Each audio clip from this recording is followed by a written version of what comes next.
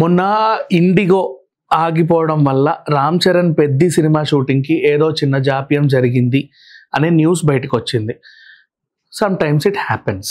Next నిన్నటికి నిన్న రాజశేఖర్ గారు ఏదో షూటింగ్లో పాల్గొంటే ప్రమాదవశాత్తు పడడం, ఆ కాళ్ళు మడమ దగ్గర చిన్న క్రాక్స్ రావడం, ఆయనకు ఒక 4 వారాల రెస్ట్ ఉండడం, ఇవన్నీ న్యూస్ బయటకు వచ్చింది.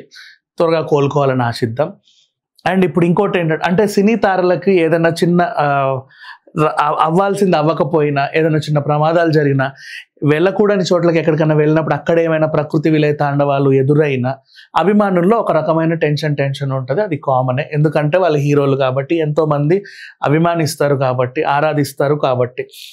సేమ్ అలాగే ఇంకా డార్లింగ్ ప్రభాస్ అంటే దేశవ్యాప్తంగా ప్రపంచవ్యాప్తంగా ఇతనికి అభిమానులు ఉన్నారు కాబట్టి ఏదో అయ్యింది అని తెలియగానే టెన్షన్ ఉంటుంది, కామన్. అసలు ఏం జరిగిందో మాట్లాడుకుందాం. ఆయన అక్కడికి వెళ్ళిన తర్వాత ఏమైందో తెలియదు, జపాన్లో అనుకోకుండా భారీ భూకంపం వచ్చింది. చాలామందికి లేటుగా తెలిసిన విషయం ఏంటంటే, బాహుబలి ది ఎపిక్ ఇక్కడ హిట్ కదా, పార్ట్ 1 పార్ట్ 2 జపాన్లో బాగా ఆడిన తర్వాత మరి ఎపిక్ కూడా అక్కడ రిలీజ్ చేయాలంటే అక్కడ కూడా మళ్ళీ ప్రమోషన్స్ చేసుకోవాలంటే హీరోతో పాటు ప్రొడ్యూసర్ కూడా అక్కడికి వెళ్ళారట ఏదో చిన్న పని పైన. ప్రభాస్ అండ్ శోభి యార్లగడ్డ గారు జపాన్లో ఉన్నారన్న ఒక న్యూస్ బయటకు వచ్చింది. ఈలోపు అక్కడ భూకంపం అంటే అసలు ఏమైందో, ఓ మై గాడ్, అదేంటో మళ్ళీ రావడానికి ఇండిగో ఫ్లైట్స్ క్యాన్సల్. అసలు ఆయన ఇండిగోనే బుక్ చేసుకున్నాడా, ఇంకే ఫ్లైట్స్ అన్న బుక్ చేసుకున్నాడా, సేఫ్గా వస్తాడా రాడా అన్న టెన్షన్ మాత్రం జనాల్లో ఉంది. ఇట్స్ ఓకే, ఆ మాత్రం టెన్షన్ ఉంటుంది, ప్రాబ్లం ఏం లేదు. ఎందుకంటే ప్రతి అభిమానికి వాళ్ళ అభిమాన హీరో ఏదో ఒక లొకేషన్లో ఉన్నారంట, అక్కడ ఇరుక్కున్నారంట, సునామీ వచ్చిందంట, భూకంపం వచ్చిందంట, తుఫాన్ ఉందంట అని తెలియగానే ఓ చిన్న ఆందోళన ఉంటుంది. ఉండడంలో తప్పేం లేదు. కాకపోతే ఏంటంటే ఇప్పుడు భయపడాల్సిన అవసరం ఏం లేదు. అది చెప్పడానికే వీడియో చేస్తున్నాం మేము.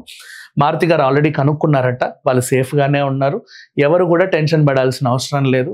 అండ్ నెక్స్ట్ ఇండిగో ఫ్లైట్స్ ఏం బుక్ చేసుకోలేదు వాళ్ళకంటూ ఒక షెడ్యూల్డ్ ఫ్లైట్స్ వేరే ఉన్నాయి.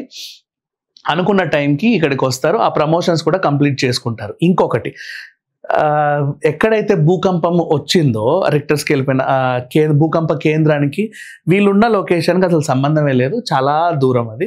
So these people are safe. And అనుకున్నట్టుగానే ప్రమోషన్స్ కూడా చేసుకొని బాహుబలి ది ఎపిక్ని జపాన్లో కూడా గ్రాండ్గా రిలీజ్ చేసుకోవడానికి సన్నాహాలు చేస్తా అక్కడ వాళ్ళతో కూడా మీటింగ్లన్నీ జరుపుకొని హ్యాపీగా సేఫ్గా తిరిగి వస్తారు.